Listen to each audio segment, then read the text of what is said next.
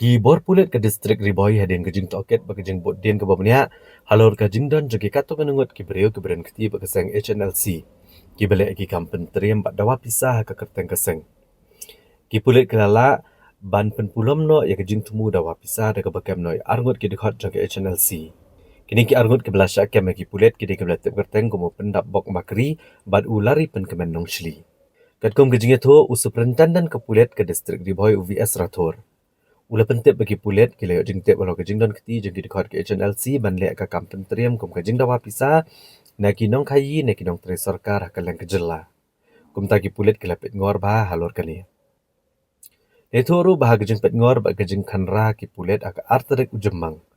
kila yok ban kem shwa yok pendap bok makri na lat kuinain hak distrik Riboy ubrang temu ban shime ke pisa ke bala dawa balala ban pun pulom no ya ke jing temu ban lum pisa jong ke HNLC UVS Rathor ula pentip bro bahag jing toket ki pulit ke layo apat ban kem se ulari pen kemen nong shli na tera. Da ke jingerap ki pulit ke East Jante Hills pada pengat kini baro arngot haki kendon an. Lai thoru baka kenhon HNLC ke batrekam na Bangladesh ke judan keti ban pa ki dikot jongka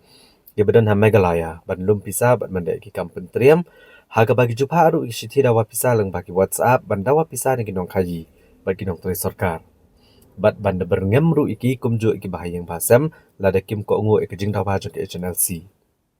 bon ngot ki kena ki boloi ki syapen ngop no ki beri ke HNLC ban le ki kam ki bamman bagi bolong persyak ka an namar bagi sengo yo kamai he klem da perkat pat ba lada ki syakem ken ngat ha ki jing pensaja ke beteng e bat mar ki jing jar kat bagi dekat ke HNLC ha Bangladesh pat